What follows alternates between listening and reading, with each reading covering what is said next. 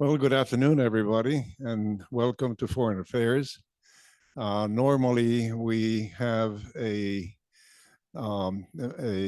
film, a video, and a conversation afterwards about a specific topic decided by the Great Decisions group.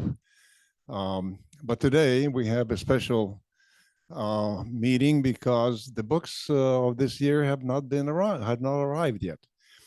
And so the topic of today is the Central Asian countries.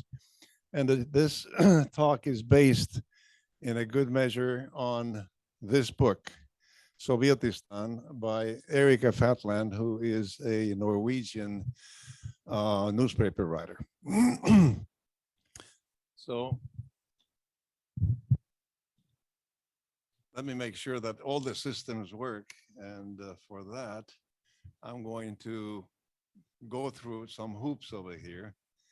So I'm going to stop the video. I'm going to talk myself, okay. And here,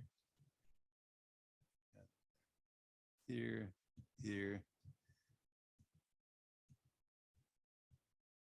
I think we're ready. Okay. So Kazakhstan, Kyrgyzstan, Tajikistan, Turkmenistan, and Uzbekistan are the 5 Central Asian countries of this talk. There are other countries, there are stand countries, but these are the ones. Where are these countries? Well, they're here. They're right in the middle of Asia. So Central Asian countries, that's where they are. A closer look is this. This is the modern map of the 5 countries. Now, this region has been the place where the Silk Road went through. The Silk Road from the 2nd century BC to the 15th century was a very important exchange of products, a method of exchange of products between Asia and Europe. And it was really essentially this. Let me see. Oops, sorry about that. It started in Qian. That was a center of China in those days. By the way, the word China comes from that city, Qian. So it started. I'm sorry? What the pointer? Oh, I see. What about this? You cannot see it. Can you see it here? I'm sorry, I didn't know that. See, these are the things that sometimes go wrong. Anyway, Qian is at the extreme right. There is Qian. And in the middle, you can see that the road, the Silk Road, passes through these countries, Tajikistan, Uzbekistan, Turkmenistan, and so on. So it passes through them. And this made them not only wealthy, but they had very strong and important culture at that time. The commodities that went through here were, of course, silk, but also many other things like dyes and tea, and above all, porcelain and paper. The paper came from China this way, and gunpowder. And these items, gunpowder and paper especially, made a very big impression in Europe and actually changed its history. And vice versa, the products that were sold to China in that group were, well, there were horses, there were camels, there were honey, there were tea, wine, and gold, and this sort of thing. The question is, what period? The period is between 200 BC century, 200 BC to 1500 BC, to 1500 AD. And the reason 1500 AD stopped is because on the extreme left, you may see there in Greece, it says Istanbul at that time in 1451. the Ottoman Turks conquered Constantinople and stopped the flow of products from east to west. Yeah, you have to turn it on. Can you hear? Okay, I was just going to say that the steppe, S-T-E-P-P-E route preceded the Silk Road by 2,000 years, but there wasn't silk at that time. So the trade, I mean, the horse riding started in this area in Kazakhstan. And the Kazakhs were the first to use, domesticate and use horses. And that's why they still love horses, maybe more than people. So, as I said, this area was rather rich in high culture, specifically in this time, around 800 to 1100 AD. And I give you two examples of this, only two.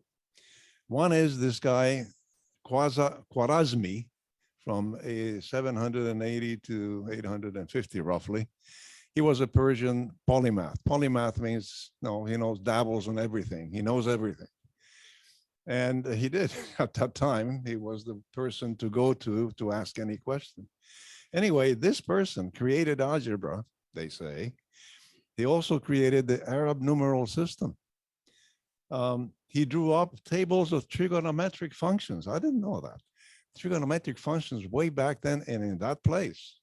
And by the way, the place where he is from, let me see, is this green area that I pointed out. That's where this Khwarazmi area is. So that's where he was from. And he did all these wonderful things at that time. Even astronomy, corrected Ptolemy's data on astronomy. He drew maps with coordinates. So the guy was really brilliant. And here is another example that you might recognize. Abyssinia, 980 to 1037 roughly, known in the West as Avicenna. He was an Aristotelian philosopher and also a polymath. He was a guy who apparently knew everything. And here's the list of things that he wrote about. He's known in the West as the father of modern medicine, but he wrote in astronomy, alchemy, geography, you name it, everything. This is why he was a polymath. And the region he was from is the red dot. We're in Uzbekistan, in the middle, roughly that was the area where he was from. Okay. So this region in the Middle Ages was populated by nomadic tribes. And the governments that they had were essentially kingdoms of khans. For example, in the 1300, on the eastern side is the big khanate of the Mongols, of course. But then in this region of the Central Asia was the Chagatai Khanate and another Khanate called the Kipchak. Okay, a little bit later on, this evolved and the Chagatai Khanate is still there, but then the Kazakh Khanate came into existence and the Uzbek Khanate also came into existence. And a little bit later on in the 19th century, there were several different names for these khanates, the Khanate of Kokaland and so on and so forth. But I would like to point out something very important in this map, and those are the numbers that you might see there. In the top, 1734 and so on, in the bottom, 1885. Well, it turns out that at this time, the Russian Empire started going down and militarily conquering these areas. And those dates are the dates when they actually conquered the area and, and made them tributary to the Russian Empire. So you can see as the time goes on, they go further and further south. The Kazakhstan area was conquered in about 1810, 1811, and then Uzbekistan about 1860s and so on. And the last ones being conquered were the Turks, the Turkmenistan area in the 1880s, 1890. And so they were all tributary to the Russian Empire. And so when the Russian Empire fell and the USSR came into being in 1922, it was really easy to incorporate these countries into the USSR.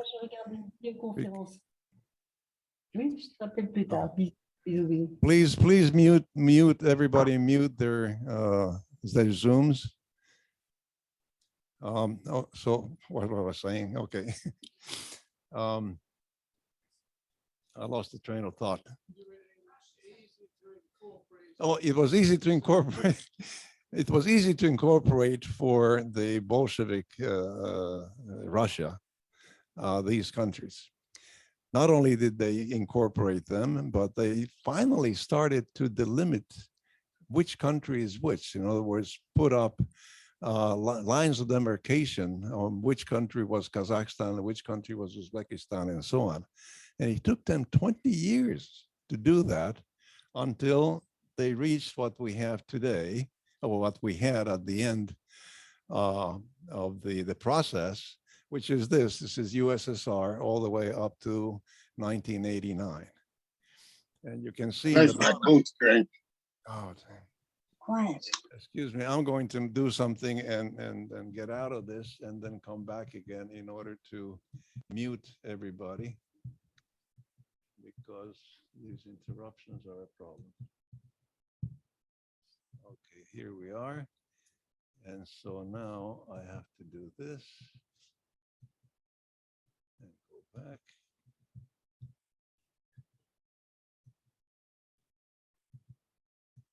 Okay. All right. So, so after the fall of the Soviet Union in 1980 and 1991, all of these countries became independent. Now, under the Soviet Union, it was like in the United States. People from all of these countries just passed one country to the other without really borders.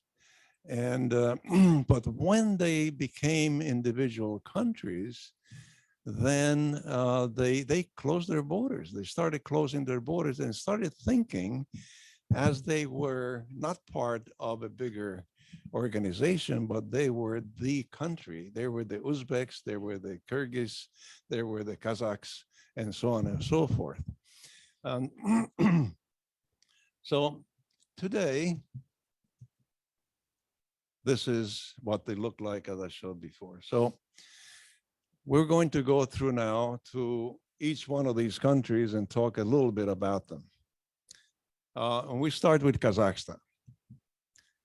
So Kazakhstan, capital Astana, which is like, it's up in the 1/3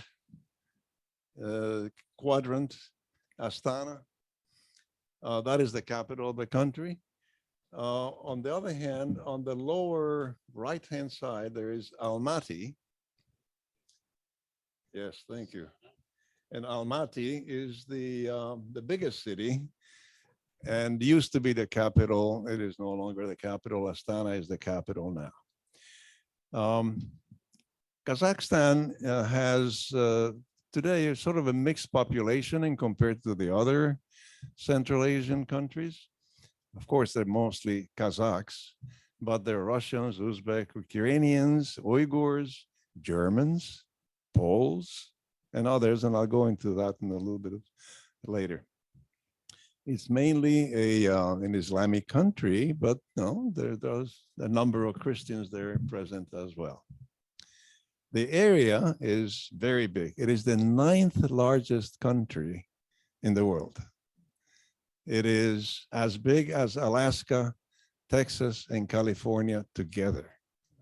It is a big, big country. There's a lot of desert in the country, and you can tell that from the population in the bottom left, population of 19 million. And that means that the population density is 18 persons per square mile. As a comparison, I have written on the right-hand bottom side what the United States is, and the United States has 94 persons per square mile. So the country, Kazakhstan, is not all that populated as compared to others. Now, Kazakhstan is a rich country. It has oil, it has gas, it has uranium, it has chromium, it has manganese, it has gold, it has, you name it, it has it. And so because of that, you will see if you go to Kazakhstan that, you know, the cities are beautiful new cities. And I have a couple of pictures of that. And here is one. This is the capital city. The front building is the presidential palace. The building behind it, that tall tower, is Bayertek Tower, and it's really a touristic center. The building behind that, which is looks like a tent, that is a huge mall with all the modern products, everything you want. A very rich country.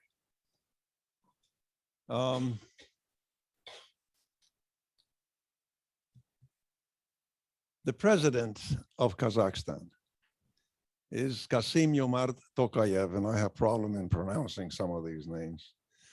And he's been president since 2019. The previous president, Nursultan Nazarbayev, today 82 years old, he had been dictator since the beginning of Kazakhstan as an independent country. And he resigned due to citizens' protests in 2019. Well, he sort of resigned. He didn't really resign, but he sort of resigned. And what I mean by that is that he stayed as a chairman of the Security Council of Kazakhstan, which is where the power is. But nevertheless, there were more protests in 2022, and finally they got rid of him. So the sole president of Kazakhstan now is Kassym-Jomart Tokayev. Not only the president, he is the power. All the power resides in him. Now, both Nazarbayev's and Tokayev's governance is authoritarian with human rights abuses. The last abuse was about a year ago. A year ago, you might remember, having read in the papers, that there were some riots in Kazakhstan. And Tokayev, what he did two things. He ordered his troops to shoot, and they killed a number of people. And he also asked the Russian government to help him out. And the Russian government helped out with troops that were sent to Kazakhstan. Anyway, there is a report, or there was a report in December 2020 that the Nazarbayev family owned at least $785 million worth of real estate in Europe and in the United States. And a subsequent report came out from Switzerland that Tokayev is not too far behind. Now, the riots that happened in 2019, 2022, were precisely because of the corruption that they had. Maybe it will get better. Who knows? We hope it will. There is a corruption index that I will refer to worldwide, and it is on 180 countries. 180th is the worst corrupt country there is, and I forget which one that is, but this one is 102nd. So it's pretty high up there. Now, a couple of interesting things about Kazakhstan. One of them is that they own half of the RLC. Now, you might remember a number of years ago, RLC was a real sea, but it shrunk. It shrunk to the point that it almost disappeared. The reason it shrunk is that in the 50s and 60s, the Russian government, led by Khrushchev, decided to make of Kazakhstan an agricultural country, especially growing cotton. And for that, they needed a lot of water. So they diverted the rivers that fed the RLC into those plantations. And therefore, the RLC just dried up. Unfortunately, the agricultural experiment did not work out either. The land was not the proper land for cotton. And after 10 years of maybe half good success at the beginning, half success at the end, finally they had to give it up. But unfortunately, the RLC is pretty much the size that you see in the 2010, the lower right-hand side picture. Now, they are making enormous efforts to try to recover the RLC, and with some success. So there is hope that at least it will not disappear altogether. But right now, that is what it is.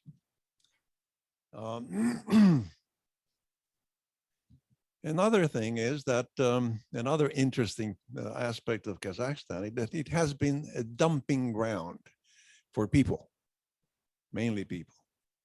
And it started really under the empire. Dostoevsky was exiled in Kazakhstan. I don't know what the reason was, but when he was young, he lived in Kazakhstan exiled. And then the USSR, the communist government, mainly under Stalin, he sent millions of people to Kazakhstan exiled. Poles, Germans, Tatars, Chechens. Germans? Germans? From Germany? No, from Russia. And so what happened was, and this is a little bit of history, Catherine the Great, before she was Catherine the Great, she was born in Germany. She wed Peter III, who was also German, but Peter III was the Tsar. And eventually she kicked him out of the government and took the government on to herself. That's how she became Catherine the Great. But because of her German roots, she invited Germans to come to Russia and till the land and work the land. And she allowed them to keep their language and to keep their culture. And many of them came. Hundreds of thousands came, and they established themselves around the Volga River. Let me just show you where that is. Let's see. Oops. The Volga River, I'm sorry, what happened here? Is on the left-hand side, you see the Volga? That's where the Germans established themselves. But then when Germany invaded Russia in 1941, the Soviet government, Stalin, sent every single German to Kazakhstan. They uprooted everybody from there. And all other people who were not Russians in the Soviet Union, Poles who are living in the Ukraine area today, and many others. So there were millions of people who ended up in Kazakhstan. And this is one of the reasons why the population of Kazakhstan has remnants of these ethnic groups.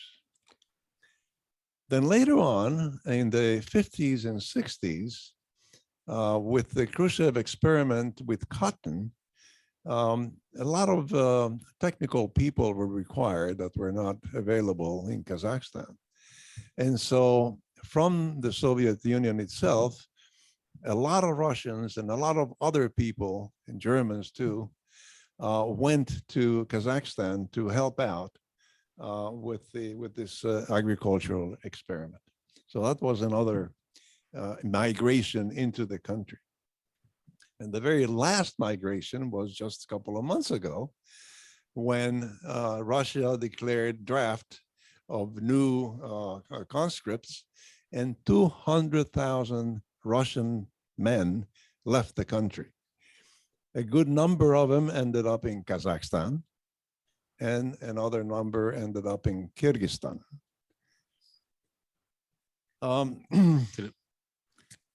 Yes. Historically, Catherine exempted the Germans from taxes and military service. And then her grandson, the Tsar Peter, I forgot which number, revoked it. And so the bulk of them came late to the high plains and helped to destroy the high plains by being the sod busters farmers, because that's the only land that was available, and Argentina. And then they also went to Kazakhstan. They were Mennonites, many of them. And so they never were really comfortable in Germany because they were Mennonites. Thank you, Ed. Another aspect of the dumping is this: nuclear testing grounds. Kazakhstan was the Soviet Union's nuclear testing ground. They tested 456 nuclear bombs, many of them open air at the beginning, and then that was eliminated and it was underground. And let me show you, it will be in the upper right-hand side. That's where the lands where the testing was done.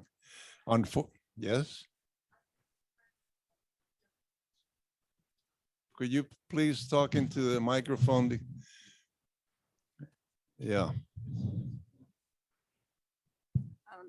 In 1984, I was involved in a lot of anti-nuclear demonstrations and organizing.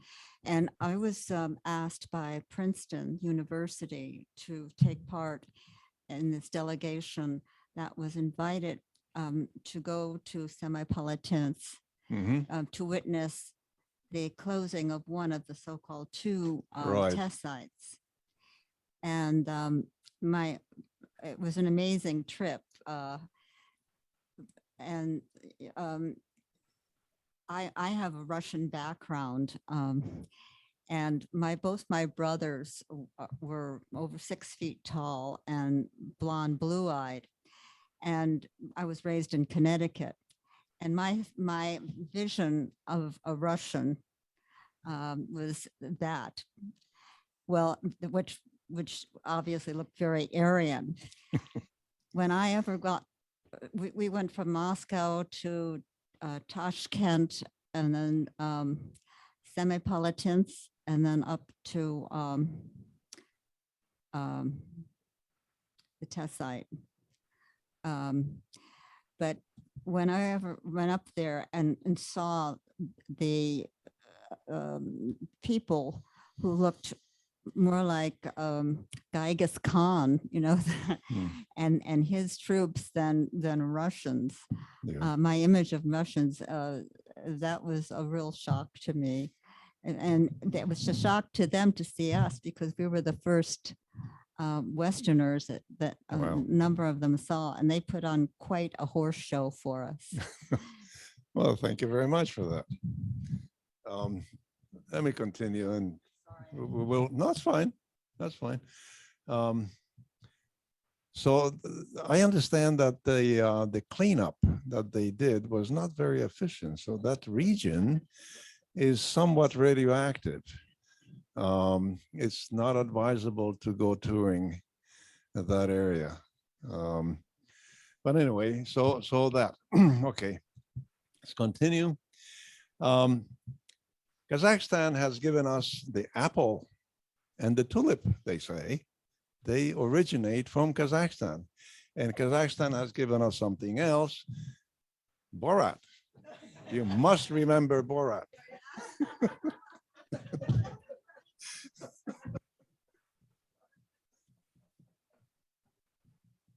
So let's go to Kyrgyzstan. Kyrgyzstan is below Kazakhstan. The capital is up there. You can see on the top, Bishkek. It's mainly Kyrgyz. And they don't have the mix that Kazakhstan has for obvious reasons. The religion is Islam by 90%, so it's really profoundly Islamic country. Their president is Sadir Yaparov, and we'll meet him in a minute. The area is about the size of Nebraska. The population density, they only have 6.6 million people, so the population density is roughly that of the United States. And on the lower right-hand corner, you can see the flag of the country. Now, Kazakhstan is a poor country. They don't have oil. They don't have petroleum. They have a little bit of mining, gold maybe. But that's it. So it is a poor country. Nevertheless, the city of Bishkek is a beautiful city. And look at that background. Isn't that magnificent? So the ruler of Bishkek is Sadir Yaparov, elected in 2021. How about that? The Ashkar Akayev, 78 today, he had been dictator from 1991. He resigned in 2005 due to citizens' protest, again, because of issues with corruption. And that was called the Tulip Revolution. You might remember that at that time there were these flower revolutions, that Georgia had the Rose Revolution in 2003, and Ukraine had the Orange Revolution in 2004. Well, this was the 2005 Tulip Revolution. Tulip, again, it seems that tulip comes from that region of the world. Anyway, Akayev was followed by Kurmanabek Bakiev for 5 years. Then were more protests. Then a woman came to lead the country, Rosa Otumbayeva, but only for about a year. Then another person, Atambayev, and then came this Jean Bekov, who was elected president in 2017, but resigned in 2020 due to protest because of corruption. And so now the power resides in Sadir Yaparov. Now, unfortunately, you know, the country, well, you can see that the country is sort of democratic, or tries to be democratic, because there have been so many different people. There have been elections. There have been a woman president. So it tries to be democratic, doesn't really make it all yet. And the corruption index is very high. The corruption index, remember, for Kazakhstan, it was 102 out of 180. Well, this country is 144. Very corrupt country, unfortunately. Now, not all of the protests were due to corruption. There was another aspect of it, and I'll go into it in a minute. Clashes have been between Kyrgyz and Uzbeks, the two different type of people, Uzbekistan, Kyrgyzstan, and they have been very frequent and deadly. And again, I cannot point out others, but in the middle, you can see that there is a piece of Uzbekistan, and then there are several cities, Jalalabad, Uzgen, Osh, and so on. That was the focus of the most serious collisions between the two groups. Again, this is a result of the independence of these countries. You see, before, this was not an issue. They went back and forth, but now, you see, they say that region where it says Uzbekistan, that belongs to us. The other region, no, that belongs to us. And so this creates tensions, and this is what has been happening here. But especially here, because this area that you can see where it says Uzbekistan is a very rich agriculturally. And so there are tensions about that. There is another reason. And the other reason is that when the Russians tried to delimit the different countries, they did their best. But that really was not perfect. And the way it wasn't perfect is that there are enclaves in countries of people from other countries. Take, for example, I don't know if you can see in the bottom middle says Voruk. Well, that is a region, a land that 99% of them are Tajik. They're not Kyrg or Kyrgyz. They're Tajik. And to the right of that is Sok. And to the right of that is what the Sakis, okay, I'm sorry, will not read that. But those two regions, the majority of people there are Uzbeks. And the inverse also happens. You see Barak. There is an enclave there that is Kyrgyz within Uzbekistan. So this also sort of helped with these tensions between these two groups. Let's go to another country. Before you do, can I show a few show and tells? I had some girls from Kyrgyzstan staying with me in May. Please, And this is the hat. please that the say men it get to wear. in the microphone. This is the hat that the men wear. And Which men? the men in Kyrgyzstan, and this is the kind of little places where they go to live. This is actually a jewelry box. I think they went to the souvenir store before they came to visit. And here, yeah, and here's some books. You can pass those around of them. And yeah, this is. Could you give me that hat, because I can show it to the people who are Okay, watching. okay, yeah, because it's, you can't ignore a man in a hat like that. So this is a Kyrgyzstan, yeah, that's what the Kyrgyz- men would wear. Kyrgyz The ones that hat. lived out on the, you know, and they would talk about Okay, I horseback hope you riding. can see me here. Yeah, and this is the shawl they gave me, and I thought it looked a little Russian, you know, Uh-huh. so. Does Okay. that look good? Years ago, we had a girl from one of these places talk to us. Was she staying with you? No, they were here in May, and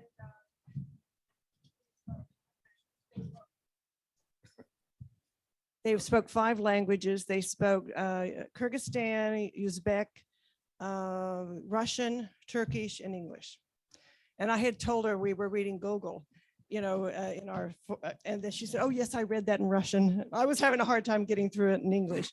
But anyhow, one of them looked Uzbek. Her family was, and she looked Indian. I would have, if you'd seen her on the street, you probably thought she came from India. The other one looked very Chinese, and she studied in Hong Kong, and the Chinese would go up and speak to her in Chinese. Well, you know that we have a member of the club who is a Kazakh person, and she's sitting Oh, really? right here.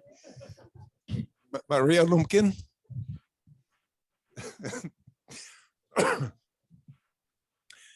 Okay, let's go on. Uzbekistan.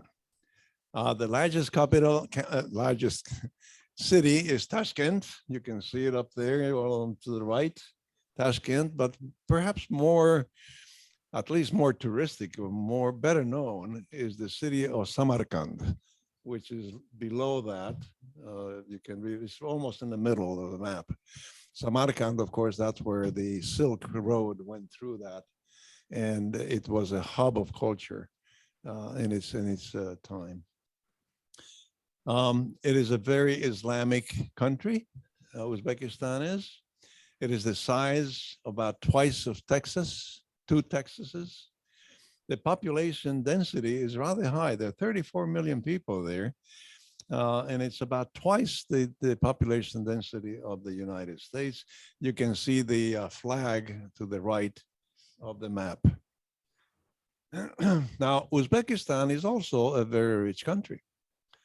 They have oil, they have gas, they have minerals. And so, unfortunately, though, they're also somewhat corrupt. They also produce cotton. like other Central Asian countries, Uzbekistan is wary of Muslim fundamentalists and endeavors to control them very successfully so far. All of these countries are very much aware of Muslim fundamentalists, and they don't want them in their country. They would interrupt their dictatorships, most probably. Are they Muslim on a lower type level? Formal level? You're talking about the Muslim fundamentalists? They would come from outside. No, what- They're what's the Muslim. religion of the people? They're Oh, the Muslim. people, they're Muslim. Yeah, 90% of them are Muslim. In a casual way. No, just not in an extreme way. No, it's Uzbek. The languages of these countries are their own languages, Uzbeks, Kazakhs, Kyrgyz, and so on. Yes, Communicate with each other. probably through Russian. Yeah, I think a lot of the older people. Yeah. Give her the mic. Roger.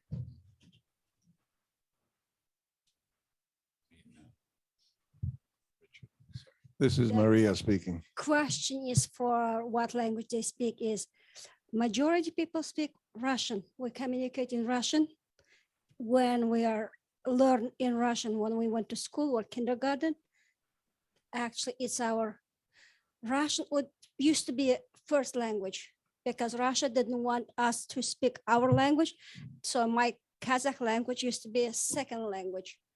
So now younger generations in Kazakhstan, mostly they speak Russian. But like when you go to villages, like Uzbekistan, they speak from beginning, they love their language. They speak Uzbek. But majority when I need to communicate, it's better to speak in Russian. Would be much easier for me and for everyone. The other way I will be miscommunication would be if I say something in Uzbek language, I understand what she or he's saying, but would be miscommunication. So it's better to speak Russian. Thank you. Please use the, I just had a question regarding. is it on? Yes. You have to speak into the mic. Okay, I had a question. Do all of these countries get any money at all for education or road building or infrastructure? Or are they all independent countries and Moscow or Putin has nothing to say about them? I mean, what is the structure itself? What I would like to do is to finish this and then attempt to answer your question because I think I will need help from other people. Okay? Thank you. Okay, let me just finish then, and then we will try to answer the questions. Okay. So I mentioned Fergana Valley, that is a very fertile valley and a productive area for Uzbekistan. Of course, it's not only Uzbek, this is the valley. There's a huge portion of it that belongs to Tajikistan, and there is portion of it that belongs to Kyrgyzstan. And this is a source of the livelihood of millions of people. This is a very, very important area in the whole region. Just as a little detail, it is said that Alexander the Great founded a city somewhere in the lower left hand of that map. I haven't been able to follow that through, but that's what they say. Okay.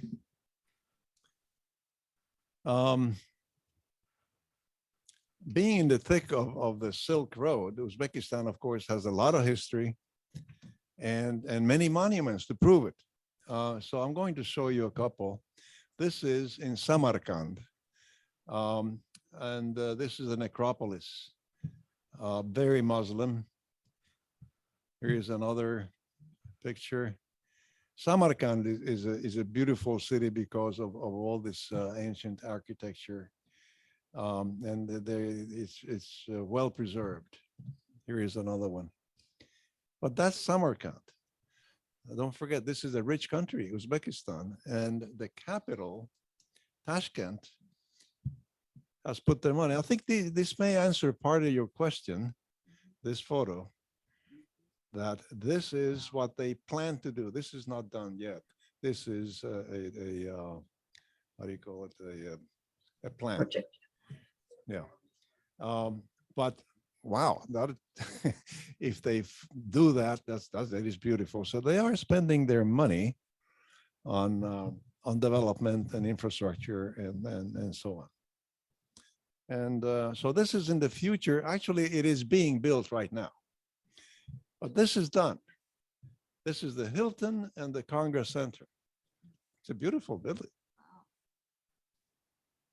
All right, now the president of Uzbekistan is Shavkat Mirziyoyev since 1916.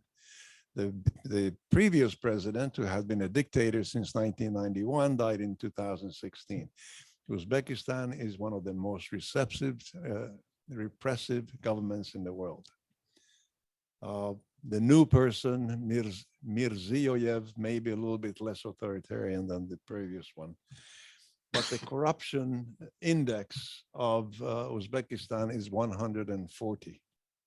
So it's pretty high up there. Let's go to Turkmenistan. The capital is Ashgabat, which is in the middle. You can see in the middle of the map, Ashgabat. It's mostly Turkish people or Turkmen. It's a very Islamic country. And we'll talk about their presidents.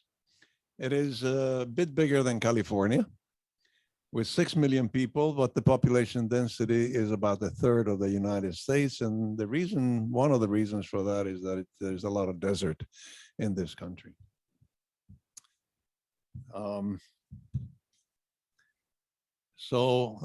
The oil and gas is mostly sent to China.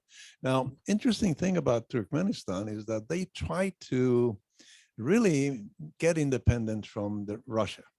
We'll talk about that a little bit later, that Russia, they're still dependent on Russia in many ways, but Turkmenistan is the one country that tried to get off this dependence. And so they really sell their oil to China. This is a net of oil pipelines. You can see that the lines, the blue lines, go to China. They also have plans, again, infrastructure. They also have plans to build pipelines to the west. Look at right in the middle of the map, there is an arrow, a red arrow. That is under construction under the sea, the Caspian Sea, a pipeline that would send oil to the west. And they also planning pipelines to sell to India and Pakistan. They have the second largest reserves of gas in the world. I mean, they're a rich country. The capital, Ashgabat, is beautiful. Lots of marble, built to stun. Marble, it's a marble city. Look at that. Beautiful avenues, few cars, but beautiful avenues. It's really nice. Here is the Neutrality Arch. This is Independence Square. Because they want to lose their dependence from Russia. They want to emphasize that with the Neutrality Arch. Now, here's a curious thing. They have a huge flagpole. In 2008, it was the tallest flagpole in the world. There it is. Huge. So having the tallest flagpole in the world could not be tolerated, of course. And so two years later, Azerbaijan ordered from the same company, the Trident support, they ordered a bigger flagpole. And their flagpole, this one is 436 feet. Their flagpole is 531 feet. And so in 2010, up it went. But that could not be tolerated either. And so Tajikistan ordered a flagpole that was 10 feet taller. But how could a rich country like Saudi Arabia tolerate that? And so they built their own, and that is the longest flagpole in the world today. The tallest, 560 feet. Saudi Arabia, Tajikistan next, Dusnabe, Azerbaijan third. Now, North Korea doesn't count because that really is not a flagpole. It is really a communications aerial, and that doesn't count. So Turkmenistan and Jordan, so the fourth now, Turkmenistan is fourth. Maybe they'll build a taller one later, who knows? Anyway, here we go. The president of Turkmenistan is Gurganguli Berdimuhamedov.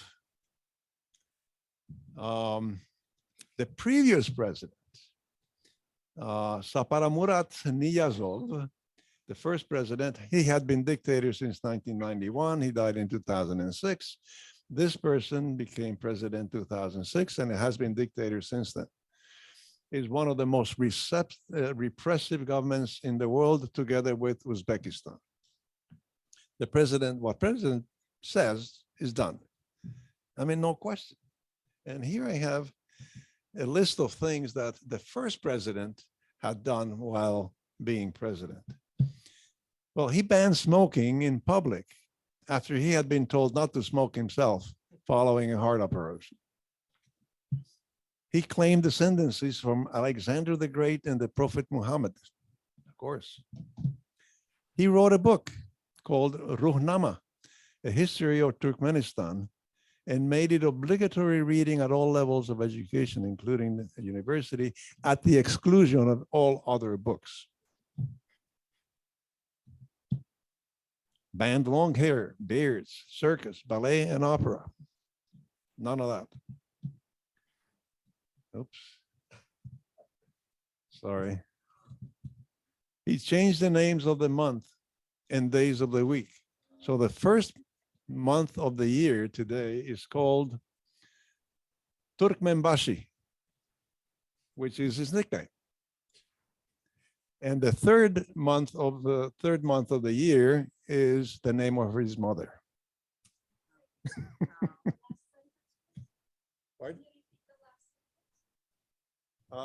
The third month of the year he has named by the same name as his mother. Is he a tutor to our governor?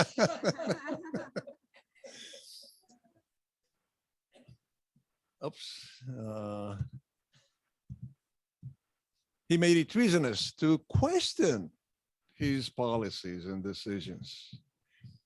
Basics, this is a good part. Basic services, electricity, water, gasoline, salt, everything free, no taxes. Nobody pays taxes.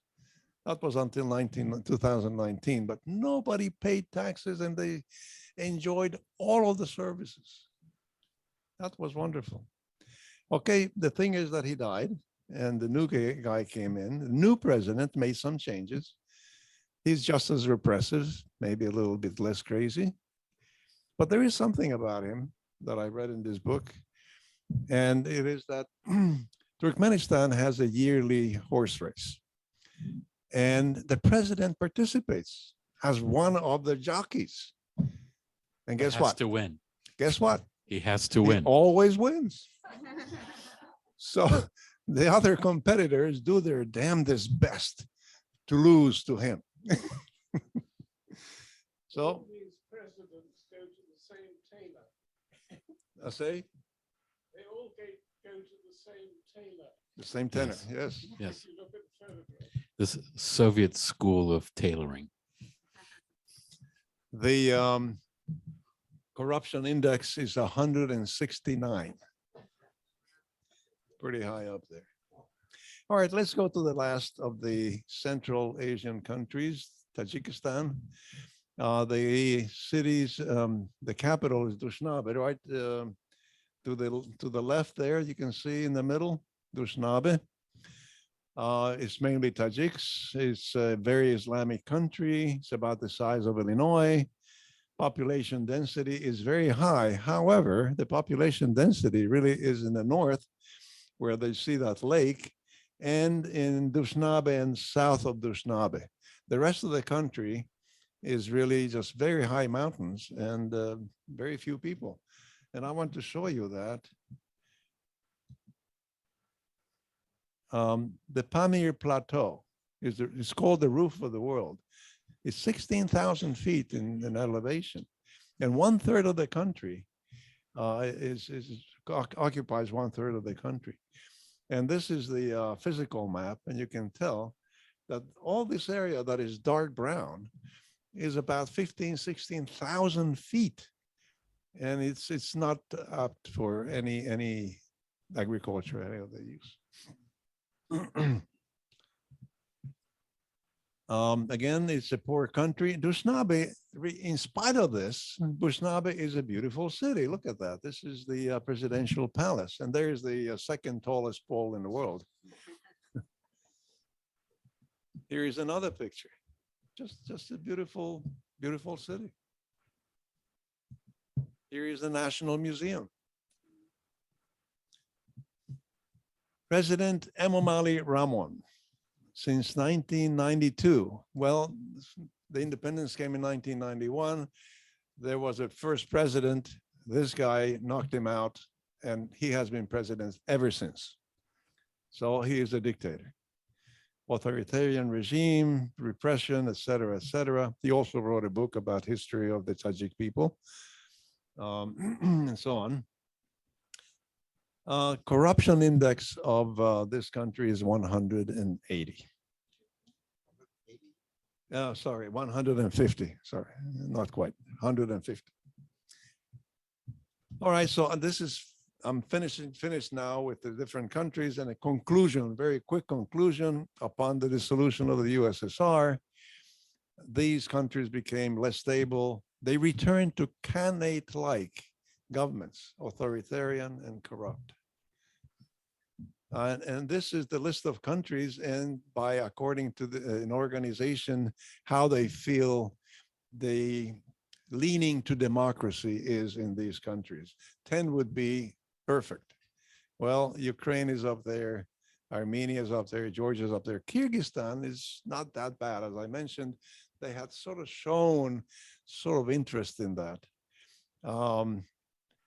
Kazakhstan is below that. It has an index of, according to this, of 5 roughly.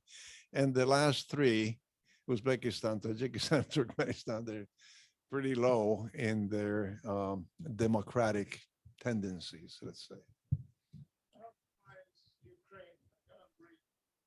Ukraine is 691 in this, 691. They still live as if USSR hasn't dissolved in many ways. They depend on Moscow. Remember, Kazakhstan president asked Moscow to send troops to help him out. And not only that, but a lot of people from the poorest 2 countries, which is Kyrgyzstan and Tajikistan, a lot of people go to Russia to work because there is not enough work in their own countries. So in that sense, they depend very much on Russia. And they depend on education and depend on science and education and technology and many other aspects depend on them. Of course, since they became independent, an enormous number of Russians have left. And they do belong to some organizations with Russia that are NAFTA-like or NATO-like. And I think I'm going to end it there, and then we can have a discussion. Thank you very much.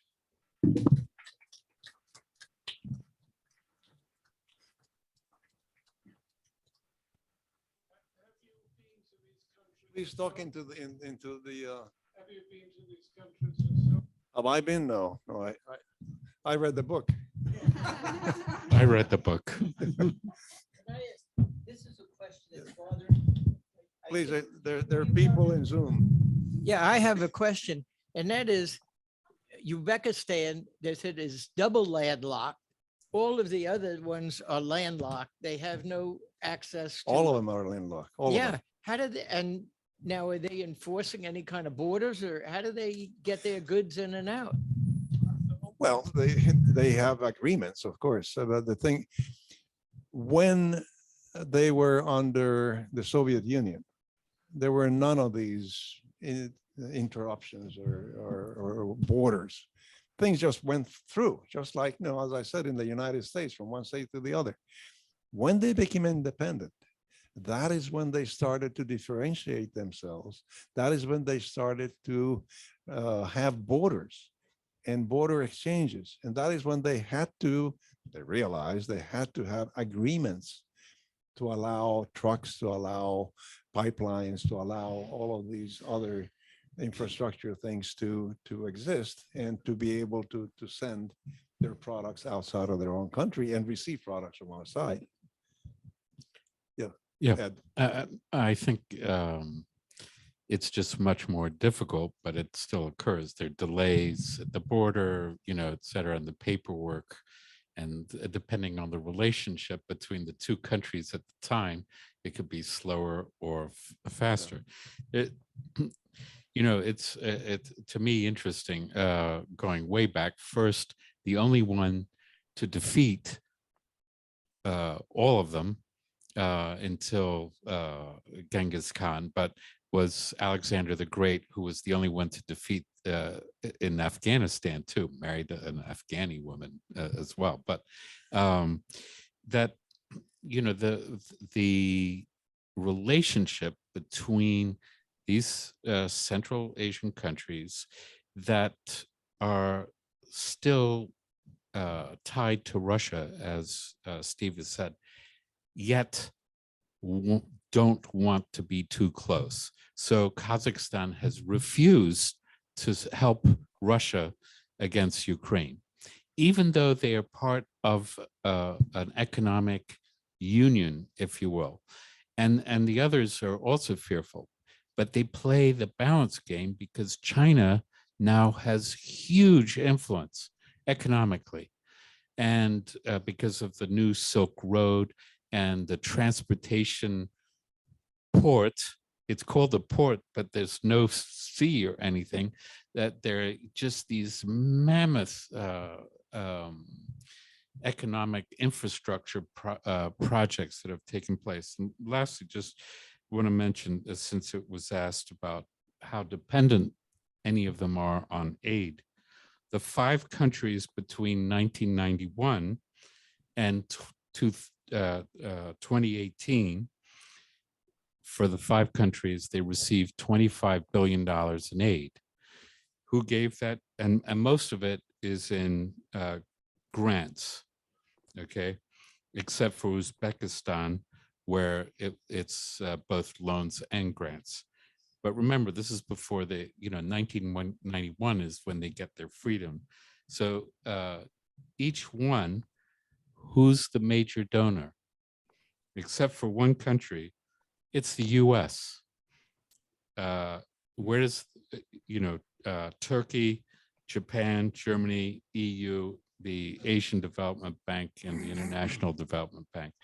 But only in Kyrgyz is the Russian International Development Bank significant. Where does the money go? 1, depending on the country, energy, 2, education. In Kyrgyzstan, 1 is government and civil individual projects and education, then health. In Tajikistan, transportation, government, energy, health. Nothing about education. Tajikistan, Turkmenistan, government, civil society projects, health, education. Uzbekistan, loans for energy, obviously infrastructure and our technology, water and sanitation, health and education.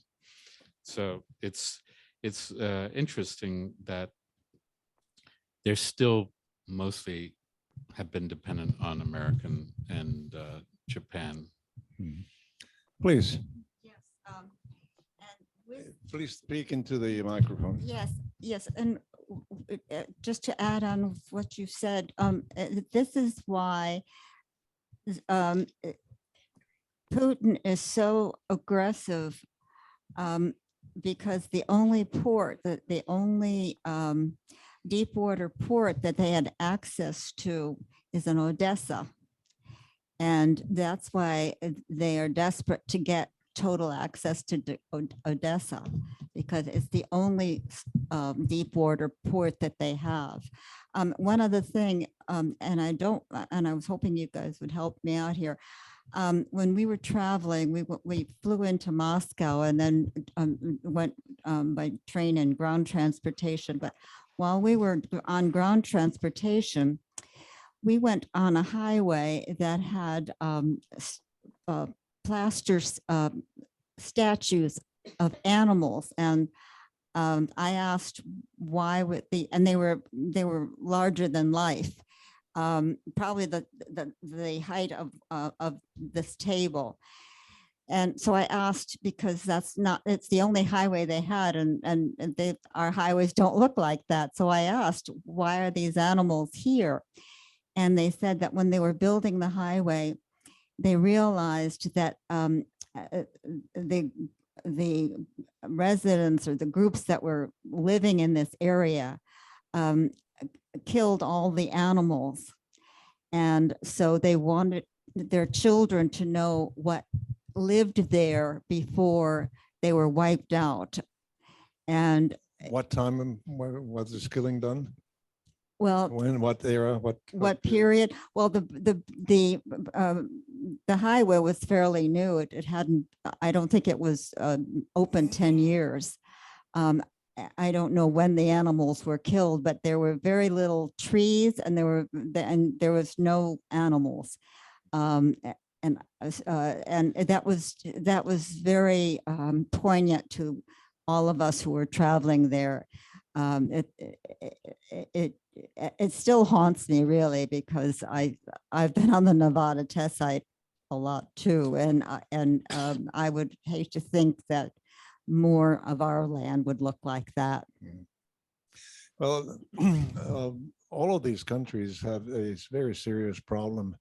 When the Soviets decided that they should do agriculture instead of animal husbandry, because all of them really depended on animals. They did not do much agriculture at all. And under Stalin and also under Khrushchev, they were forced to leave the animals in favor of agriculture. And they chose to kill their animals instead. And so the population of, I read it recently in this book, of goats, for example, went from, I don't know, 17 million down to 5.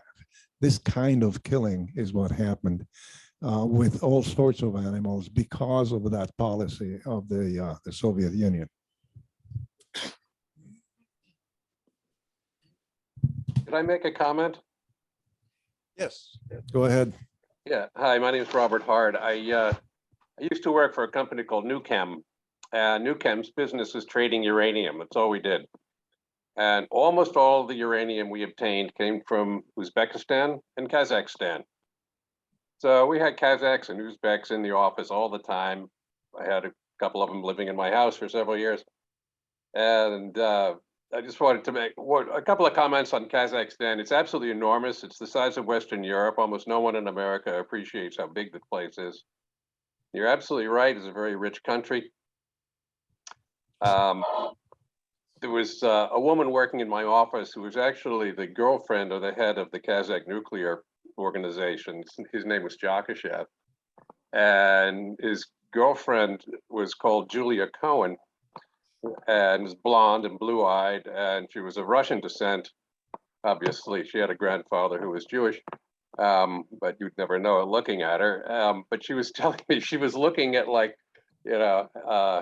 lifestyles of the rich and famous. And she said, I am looking at these like Hollywood houses they call mansions. Next to big houses in Kazakhstan, they are like what we call the gatehouse. Because the oil money in Kazakhstan was so big, they built palaces. I mean, we tend to think that we dominate being rich. Yeah, well, guess what? We don't. Another couple of points about Kazakhstan. Yes, they're all Islamic. Yeah, but they're also secular. So they dress just like Not we very do. religious, you mean? No, they're not. I mean, they're not observant. I'll put it that way. It's just sort of a cultural background thing. But I mean, my my tenant Ruslan, who lived in my house for 5 years, believe me, he and his wife wouldn't get within 5 miles of a mosque. Never gonna happen. I mean, except like getting married, something like that. Weddings and funerals. They observe traditional ritual, but really they are simply not religious. Now, with respect to the Russian influence, it's very strong in Kazakhstan. The Soviets built the nuclear stuff in Kazakhstan. They were the ones who discovered all the uranium deposits and the technology for extraction. And so in the organization that runs the uranium mining, oh, by the way, it's not just a uranium producer, it's far and away the biggest uranium producer in the world. They're very highly significant. Anyway, that organization is almost entirely staffed by Russians, and all the officers are ex-KGB. And it's one of the things that Russia does to cultivate and maintain influence is that they have all these retired military and intelligence people who work their way into the institutions in what you might call client countries. They're very committed to that. Now, at the same time, there is certainly a sense of independence among the Kazakhs that they don't want to be completely under the thumb of Moscow. But on the other hand, they did join the equivalent of the economic union, as someone mentioned. I think Belarus was the only other significant member. And so there's free trade. There's no tariffs on Russian goods or Belarusian goods, whereas there's big tariffs on European goods. And the net result of that has been, from the standpoint of people that I knew who lived there, was that all the stuff that they liked from Western Europe suddenly became really, really expensive a few years ago.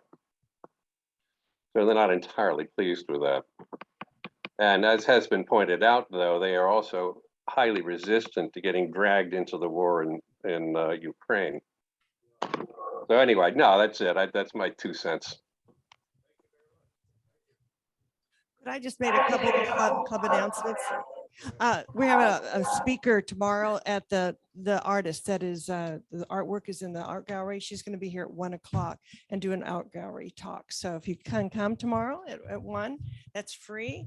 And then this didn't make it into the newsletter for some reason, but we have an art and exploration group tour, and this is at the Maitland Museum, and we're going to the First Peoples of Florida. We're going to get a tour, and also the telephone museum. They're kind of in the same location, and that will be on January the 19th at 10:30. So that costs $5, and if you're wanting to go, just leave me $5 and a check in my mailbox in the office. Comments, questions? You're going to make a comment. My question was for the person. Did you say his name was Jakishev? The question for the gentleman who just had Yes. Yeah, Jakishev. he was a very, very wealthy person in Kazakhstan. Yes. Yeah, and one of them, he was the corrupted. One of the person his corruption was Jakishev. Absolutely. Yeah, well, he was an incredible young Turk entrepreneur. He actually had an MBA, and he put their nuclear production sector on a sound business footing. Now, what he actually did was when they were beginning to privatize, he did this like backroom deal. So he had like 10% of one of the major mines assigned to him personally through a nominee. And eventually he got found out. And but it was because the tide of politics had turned against him. And so, yeah, he was sentenced to 9 years in prison. And when I was still working at Newcam, that's where he was. Thank you. Other comments, questions? Yeah, yeah, we did. In Uzbekistan.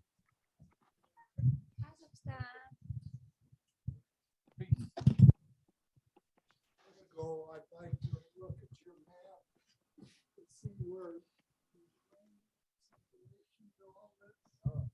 Yeah, not that close. Kazakhstan and Kyrgyzstan, we used to have US base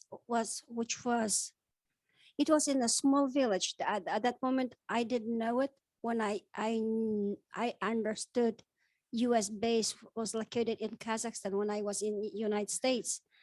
And what happened is, I believe that Nursultan Nazarbayev, the first president, wants more money from United States.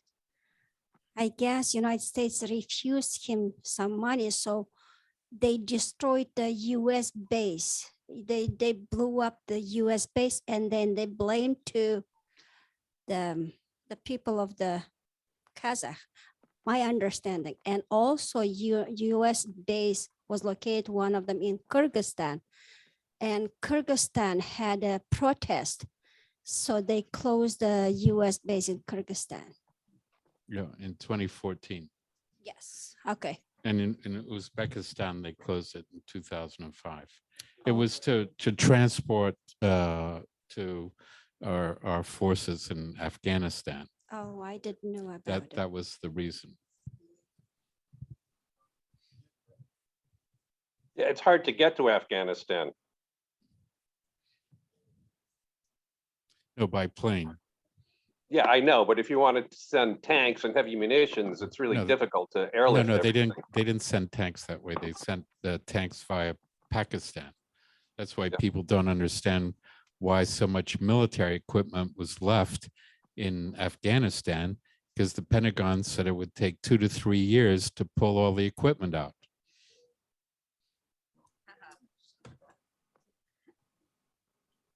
Okay, one last thing, please. The next meeting.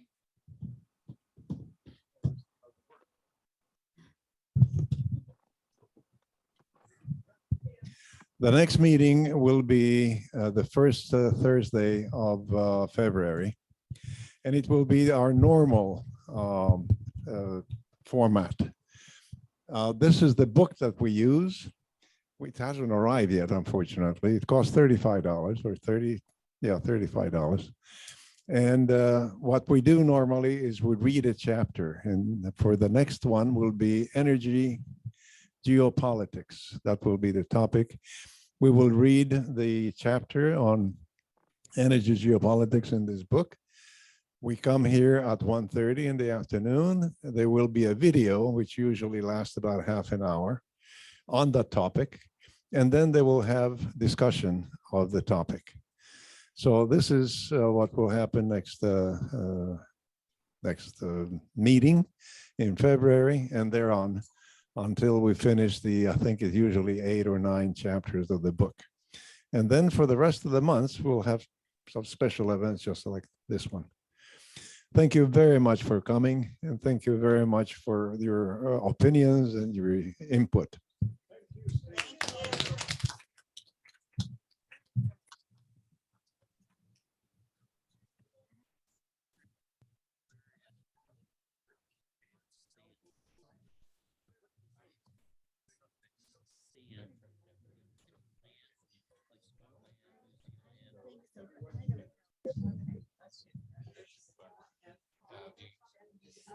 the other way. I don't know if they put the order through.